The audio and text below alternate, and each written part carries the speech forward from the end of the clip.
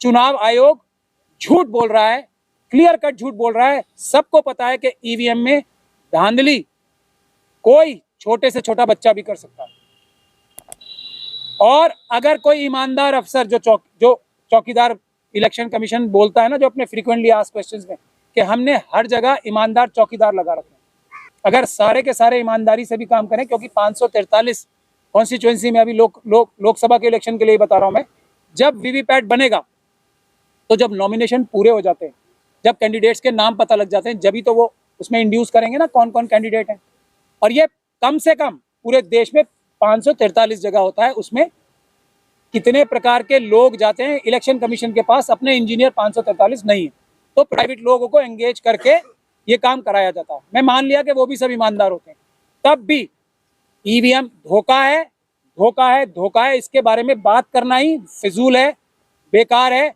मैं अपनी बात इस संदर्भ में ये कह के खत्म करता हूं कि दो चीफ इलेक्शन कमीशन और ये जो अधिकारी पूरे गांव-गांव और देश-देश जाके डिमॉन्स्ट्रेट कर रहे हैं, ये इस देश की जनता की आवाज है, इतनी मजबूत आवाज है कि मजबूर होकर पहली बार हिस्ट्री में चुनाव आयोग जो पॉलिटिकल पार्टीज के हाथ में देने को तैयार नहीं था, ये मशीन है, छूने की बात नहीं, अब तो सड़कों पे ले जाके दिखा रहे हैं। तो ये इस देश की जनता की सबसे बड़ी सफलता है। और चुनाव आयोग झूठ बोल रहा है, उसका भी सबूत है सबसे बड़ा कि error of margin of error इसमें 2% का है सिर्फ, तो इसलिए तो बिल्कुल 100% सुरक्षित है। अब ये मार्जिन ऑफ एरर अगर 2% का है तो ये कितना सुरक्षित है, मैं आपके सामने पेश करता हूं।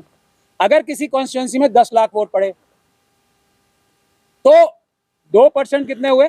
20,000 vote. 20,000 vote margin of error, जो मोदी जी के सबसे बड़े सिपहसालार हैं जिसको डिफेंड करने के लिए, वो बता रहे हैं कि 20,000 का अगर 10,000 वोट पड़े, 10 लाख वोट पड़े, तो 20,000 का मार्जिन ऑफ एरर होता ही है और हो ही सकता है। दुनिया में मैं जैसे मशीनों के बारे में बता रहा हूं, कोई भी चिप या मशीन ऐसी नहीं बनी जो खराब ना होती हो, जो टेम्पर ना की जा सकती हो, दुनिया में नहीं बनी। उसी तरीके से दुनिया में कोई भी सैंपलिंग का ऐसा मेथड नहीं बना जिसमें मार्जिन ऑफ एरर ना हो। इसमें तो वो खुद ही बता रहे हैं 2% है। मैं आप लोगों के सामने ये भी रखना चाहता हूं देश की जनता से, हमें टेक्निकलिटीज में जाना ही नहीं है, पेपर बैलेट से चुनाव होंगे और कुछ नहीं। अब आप मुझे ये बताइए, क्या चुनाव सैंपलिंग से होता है? क्या एक वोट से चुनाव नहीं जीता जा सकता?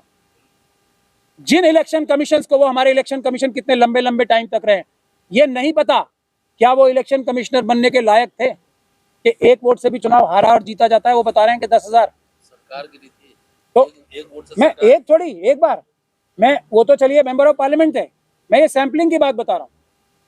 चुनाव का कॉन्सेप्ट ही है, एक भी व्यक्ति अगर ज्यादा वोट किसी को मिलेगा तो वो जीतेगा। और ये क्या बोल रहे हैं, 10 लाख में से 20,000 वोट इधर उधर हो जाए, कोई बात ही नहीं है। क्या इनको समझ है इलेक्शन कमीशन बनने की? और अगर समझ है तो इतनी बड़ी बेईमानी जनता के सामने परोसने की इनको क्या कोशिश करनी चाहिए? तो जनता इनके बहकावे में बिल्कुल ना आए। मैं आप लोगों से ये कहना चाहता हूं कि बिल्कुल किसी डिस्कशन में नहीं पड़ना है।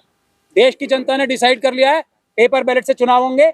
और अगर किसी को कोई शुबा है, कोई शक है, तो रास्ता हमारी ईवीएम हटाओ संयुक्त मोर्चा, हम आप सबके सामने डिबेट करने के लिए तैयार हैं। ये दोनों इलेक्शन कमीशन आ जाएं, यहीं आ जाएं, या हम आ जाएंगे, उनके सामने डिबेट करने को तैयार हैं। हम ये दिखा देंगे और उनके मुंह से हाँ कहलवा लेंगे। ये मैं आपको कह रहा हूँ, ये इतना बड़ा रिस्क का काम आपको लग रहा होगा मैं कर रहा हूँ, लेकिन इसमें कोई रिस्क नहीं है, क्योंकि वो 100% झूठ बोल रहे हैं, 1 मिनट में पकड़े जाएंगे। हम उनके मुंह से ये कहलवा लेंगे, दोनों चुनाव आयोग आ जाए रिटायर्ड, कि हाँ इसमें धांधली होती है।